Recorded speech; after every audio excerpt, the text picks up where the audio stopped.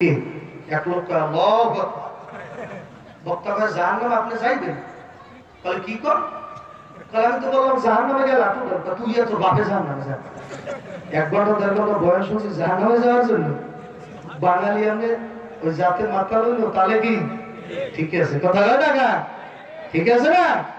এটা না অনেক পোলাপান আসতে পারে না কারণ কি জানেন ওই ফ্রি ফায়ার নাকি জানি একটা বলে না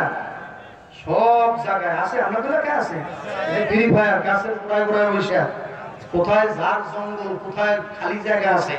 বসে বসে দেখো একা একা কথা কয় মুসলমান মার মার মার মার মার মার কয় কয় কয় আছে মানে একা একা কয় মার মার মার মার মার মার মার মার মার কেন কেন আসে না আমি এক জায়গায় বয়ান করার পরে ঘুমাইছি রাত্র বাজে একটা বক্তা মানুষ তো সারা রাত ওই 12টা পর্যন্ত বয়ান করে খাওয়া দাওয়া করতে একটা বাড়িতে যাইতে যাইতে তো কথাই নেই একটার সময় ঘুম থেকে হঠাৎ শুনতেছি আমার পাশে যে একটা ওই পাগল ঘুমাইছে আমি তো জানি না ও আমার রুমের পাশে রুমের ভিতরে ও ঘুমের মধ্যে বলতেছে মুঝে মার মার মার আমি মনে মনে করতেছি মাহফিল কমিটি যে টাকা দেয় সেটা তো ব্যাগে রাখছি মনে হয় চলে নিয়ে যায় চোট ঠোট ডাকায় ঢুকছে আমি তো মুঝে মার কি দরজা আটকা বাতি জ্বালা আমার টাকা নেই দরজা আটকে বাতি জ্বালাই দিয়ে ও আর আমি আর কেউ নেই তাই বললাম তুই কম্বলের মধ্যে বসে এই কথা বললি কি তাহলে হুজুর আপনার বক্তাদের মধ্যে আমরা একটা বেশি কথা বানিয়ে বসেন আমি এখানে বসে পাকিস্তানের সাথে খেলাইতেছি কথা না আসে না আসে না কারে কেডা মারে নিজে নিজে মরে এই সারা রাত্রে খেলাধুলা করিয়া দেখেন চেহারা ঢাইসকে পরিবর্তন হয়ে গেছে আছে চেহারা নাই কথা টাকা আপন মায়ের পর্যন্ত বদদোয়া করে আল্লাহ তোমার গাড়ির তলে ফেলাইয়া মারো কথা টাকা জন্মদাতা পিতা পর্যন্ত বদদোয়া করে মালিক ওরে গাড়ির তলে ফেলাইয়া মারো তার মতো বস্তার আমি চাই না কথা টাকা এলাকার সব মানুষের বদদোয়া ভাই কথা কিনা চলে গেল আজ খোদা খা ইনাকে আদো বেয়াদব মারু মেগস্তে ফজলে রাত বেয়াদব কোনদিন আল্লাহর রহমত পায় না মনে আছে নি ঘটনা আবু জাহেল রাতের ভিতরে কেসকি দিয়ে নবীর দরজায় যাই দাঁড়াইছে ডাক দিয়ে বলে আব্দুল্লাহর বেটা মুহাম্মদ ভাতিজা বলো আমার হাতের ভিতরে কি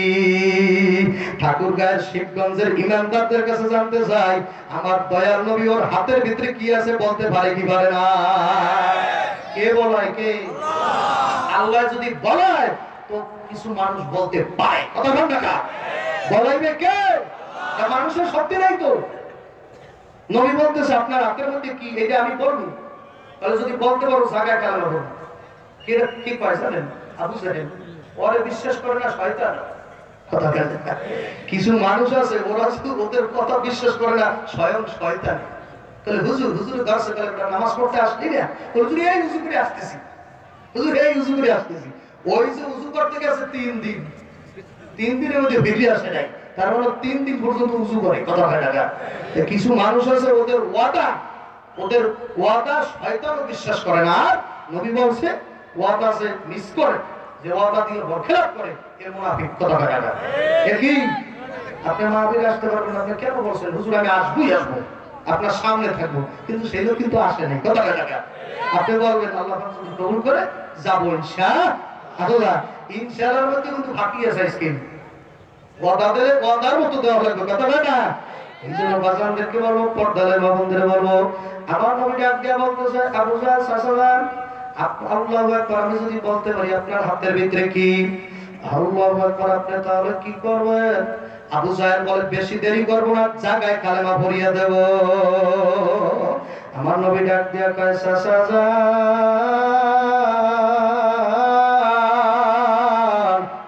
আমার বলা লাগবে না আপনার হাতে যা আছে ওই জিনিসই বলবে আমি কে ওরা ফানালাকে যিকরা কেন আমি আপনার জিকিরকে আমি বলন্দ করিয়ে দিলাম আল্লাহু আকবার না নবীর জিকির কে বলন্দ করছে নবীর জিকির বাড়াইছে কে